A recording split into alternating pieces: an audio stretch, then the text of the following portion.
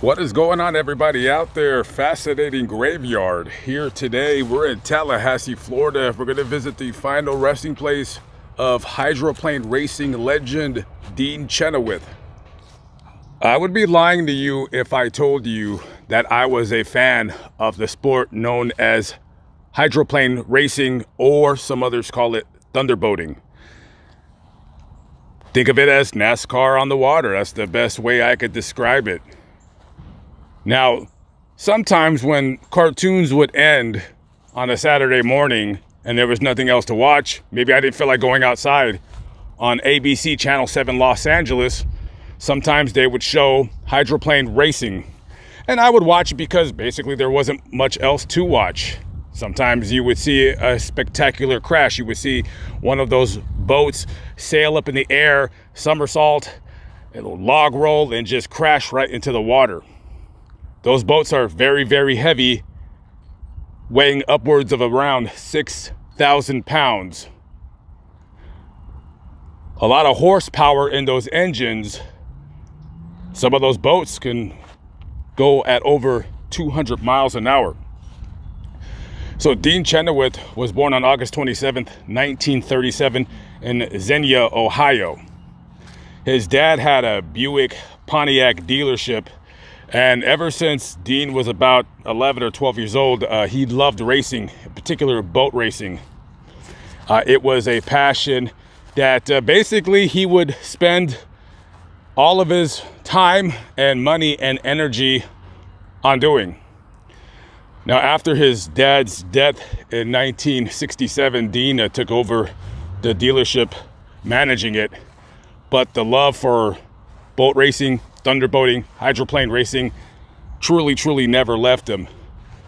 And he would start soon after start racing professionally. Now, for every heat or race or whatever you call it, qualifying race that he ever did, he won more than half of them.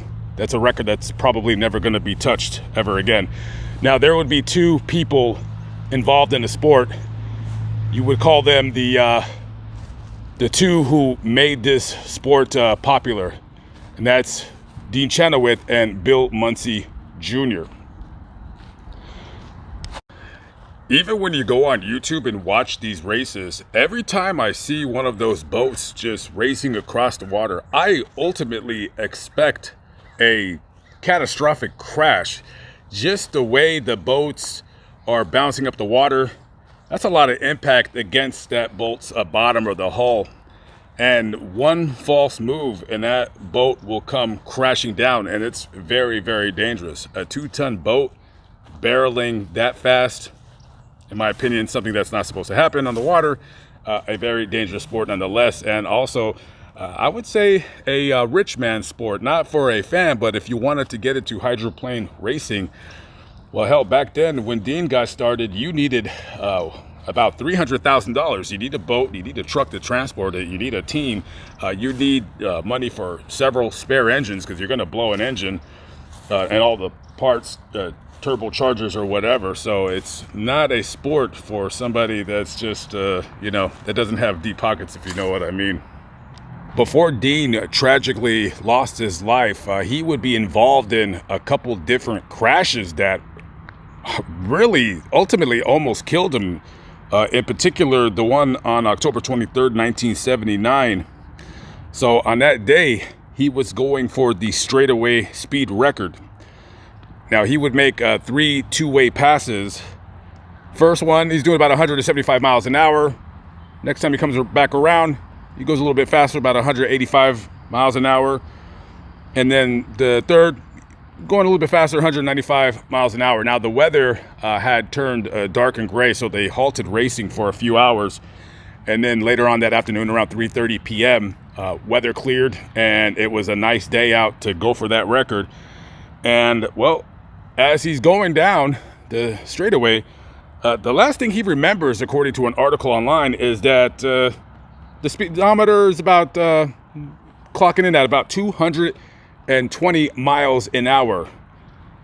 After the accident, he says, quote, "I felt the impact of the water. That's if they say I was conscious. It may have been my subconscious mind trying to find out if my body was still alive. until I came to the hospital, I had no idea what had happened. Well, so what happened was that Dean, for his efforts that day, had earned himself 8 broken ribs, a fractured pelvis, and lung and cardiac contusions. When they life flighted him to a hospital in Seattle, one of the doctors that was there, that was working on him, told Dean when he woke up, he said, "Let me tell you something. If you weren't in such incredible shape, you probably wouldn't have made it." Dean was a fitness buff. He loved drinking beer, but he also loved jogging. He would jog 8 miles a day. That's pretty incredible. And normally when you go through a terrible accident like that and then you're recouping, you can't move, you can't walk for several months, some people would just hang it up, but not Dean. He did not hang it up. So about 10 months later, on August 10th, the following year, 1980, he goes out on the Columbia River once again. He's doing some qualifying races because there's a major race that's going to be happening that day. So after he wins his qualifying heat, he decides that, you know what, I want to go out in the water and try to set a qualifying lap record. So he goes out there and he's just thundering down the water again. And, well, again, unfortunately, his boat would crash. I believe something in the hull had, a weld had failed and it crashed in the water. So he says that the last thing he remembers is as the boat disintegrated, he's on the, looking up, and he sees the boat sailing right over his head, and you can see the word Budweiser on it, because that was the name of his boat. That was a sponsor. It was Miss Budweiser. So the boat goes sailing over his head, and he felt the impact, and again, helicopters coming out. They come out there and rescue him. He's alive. And for that one, he would earn 6 broken ribs, a fractured shoulder blade, and lung hemorrhages. Now, you've already crashed and been in some serious, to me, that's a serious crash. I don't know about you guys, I think that's pretty serious. And it would be about this point where you would want to hang it up. And there was a time that Dean had quit racing for some unknown reason. That I don't know, but he just wanted to step away from the sport. And however, the adrenaline that must be going through your body as you're racing, I mean, it's something that fishing or whatever recreational sport he was into was not going to cure, if you will. So Dean would go out on the water yet again, and unfortunately it would not end in him surviving. Tragically, Dean's last race would happen on July 31st, 1982. Now, on that day, he's doing the qualifying heats because the Columbia Cup is happening tomorrow. Now, as he's piloting his boat down the river, he's doing about 175 miles an hour.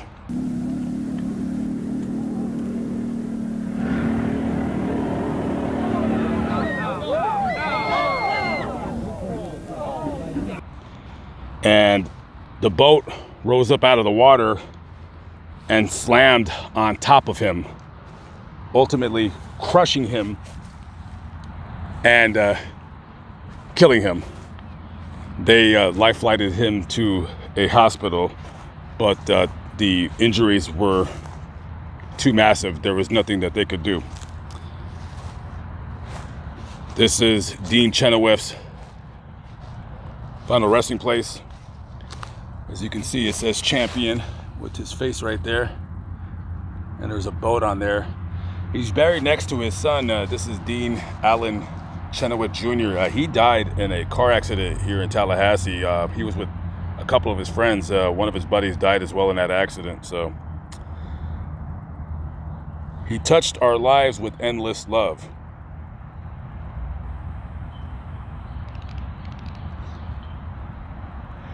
So ultimately, what made me want to do this video is that, sadly, even though he died in that accident. He died doing what he loved, and honestly, this guy had major guts to get back in that boat and ride again, so to speak. Even though it ultimately ended his life, his love for the sport could not stop him from, getting in that cockpit. And sadly, his death occurred 10 months after Bill Muncie Jr., who was the other popular guy in the sport. He died during a race down in Acapulco. So, rest in peace to all, father and son. Okay, guys. Fascinating graveyard. Tallahassee, Florida. No idea where I'm going. I'm either going that way or I'm going that way. I gotta figure it out, but nonetheless, hope to see you on the adventures with me. I will catch up with you on the next video. Peace out. So somebody was to say, what's the highlight of your career with the things that we've had to go through here on Lake Washington, and then to come back today and win not only the race on Lake Washington, but the Gold Cup to boot. It's got to be the highlight of my career.